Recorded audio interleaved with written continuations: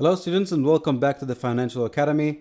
Today it is the 19th of November 2017 and this is our weekly market analysis. Now again, for the first thing that we're going to do is going to go to the trading station. Now today I'm going to cover several assets. I'd like to really go over the assets as if I'm opening them right now. I haven't looked at the assets just to describe the flow that I'm going through every time that I'm opening my chart station. So just let's erase all the unnecessary information and maximize the screen, and we're in. So at the moment, the first thing that we're going to do, we're going to analyze the dollar index.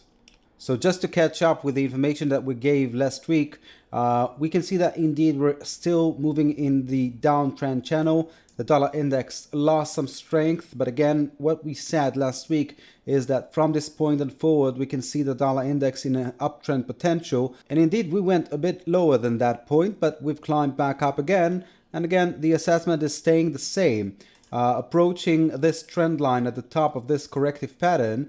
Once crossing this trend line, we're looking for a potential of a stronger dollar in the market, no question about that.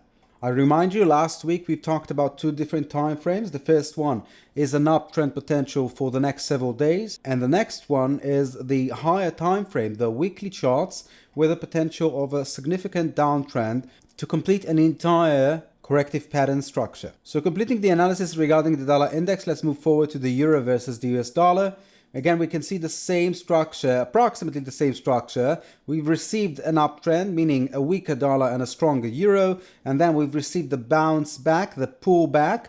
Again, we can still mark the same idea regarding the channels. We can see that we've got a very nice downtrend over here. And this uptrend that you can see over here is the downtrend that we saw on the dollar index. And again, based on the dollar index, our assessment is to see a continuance of a downtrend on the euro versus the US dollar, reaching the lower channel line and bouncing on that and climbing back up again to fulfill the entire weakening dollar in the market.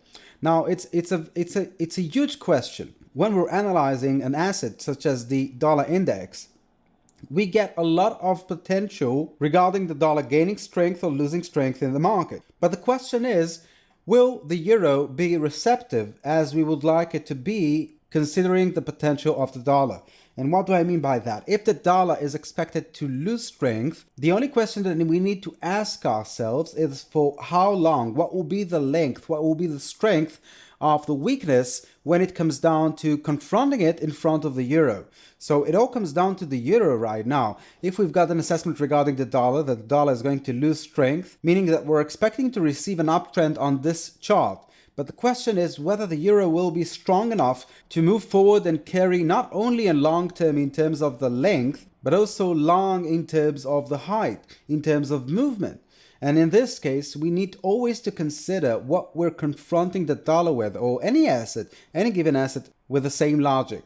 So we're still approaching a potential to see a downtrend over here, bouncing on the bottom line and then climbing back up again, crossing the higher level that we've got over here.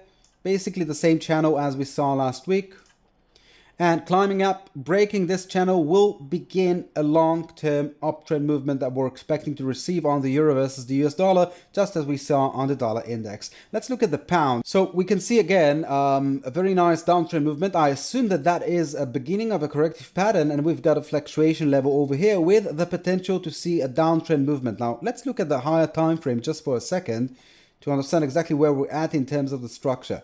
So what we can see over here is that we've received a major downtrend movement, just a continuance of the weakness that we received since the Brexit was announced. And as well, we can see that it happened in several movements, in several waves. And I don't want to take you too much into the history, but we had a lot of announcements coming out from the pound side that caused it to weaken and weaken and weaken and receive additional weakness. Now, in terms of structure, what we can see over here is basically another Elliot wave structure. We can definitely see 5 waves of movement in the making.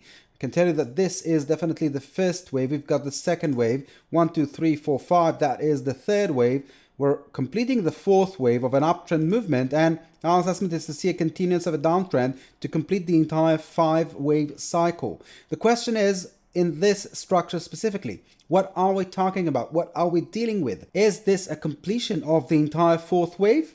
Or we should see a bit more uptrend before we will see the collapse that we're expecting to receive on this asset. I remind you, one of the basic laws of the Elliot wave is that we can't penetrate the first wave. So we've got the first wave, we can't penetrate this territory. So anyway, we're not expecting the pound to gain such strength that will cross this area.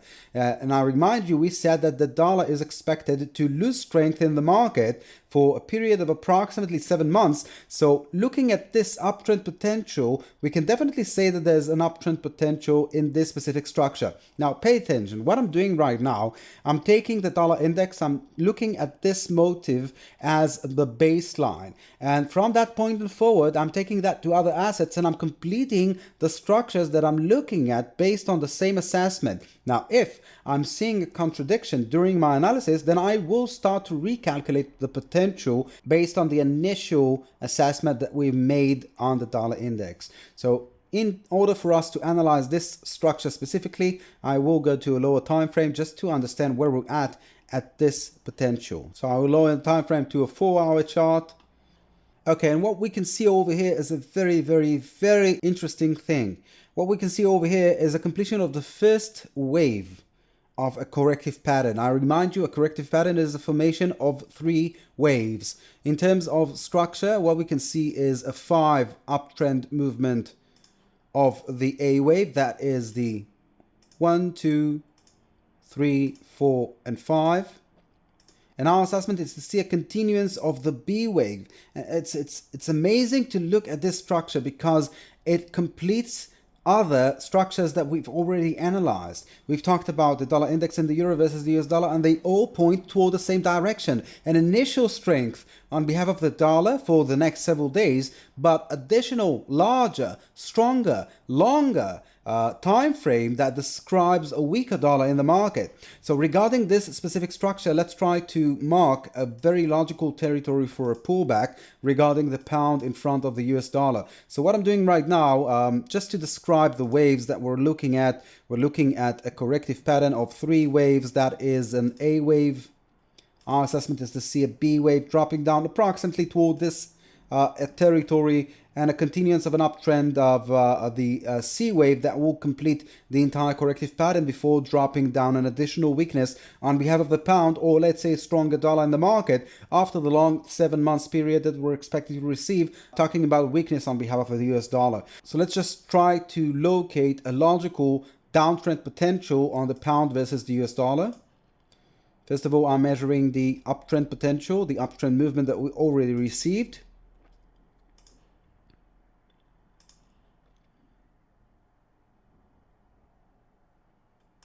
And I'm using other techniques of the Elliot wave analysis that is basically saying that the A wave of a corrective pattern should be approximately equivalent to the C wave. Now again, as long as we're receiving more and more information from the market, we can be more accurate with our analysis, but this is the general image. Our assessment is to see a continuance of a downtrend on the pound in front of the US dollar.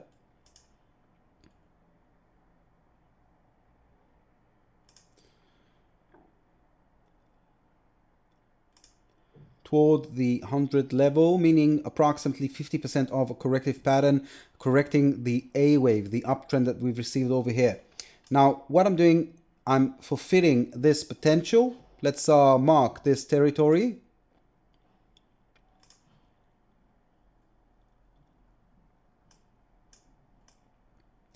So we're talking about approximately a downtrend movement that will complete the corrective pattern toward the 1.27 until 1.26 levels. Very logical downtrend from this point and forward.